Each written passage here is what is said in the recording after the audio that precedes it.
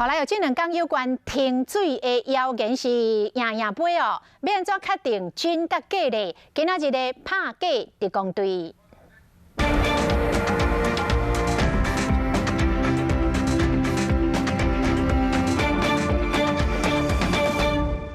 连续头一个拍开水在伊泉，即马即款的习惯爱赶紧改掉。全台湾的水情邮警部4月7日开始，苗栗、台中甲北中华地区正式实施3、5天停2天的限水措施。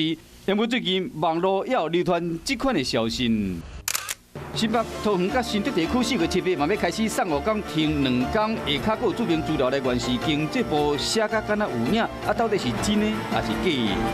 这一则新闻呢是一个假的讯息啊，假的讯息，所以请我们的民众不用恐慌啊。在104年的时候，因为我们也有因为碰到酷旱所以在桃园跟大概新北地区那个时候有一些限水的措施。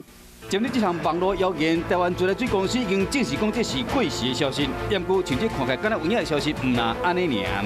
4月6号，台中和苗栗开始公5停2的限水措施。最近网络也开始疯狂转传有关于停水的讯息，除了2015年，还有2019年的，因为都有标明出处，很容易让人信以为真。还有另外一则是就是讲到说，从3月25号起，台中要开始限水，那它有非常多的很细腻的公告，那再附上了新闻连结。那实际上呢，这是2019年的公告跟新闻。那过时的讯息，它常常会在网络上继续的流传，那就变成假讯息。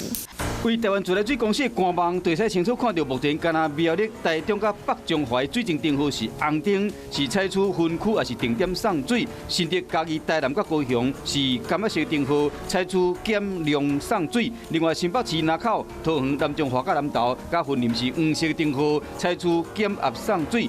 若是对本身大个所在限水状态有任何疑问，拢会使上官网去查询。网络旧消息唔通当作有影，安尼较袂增加无必要的困扰。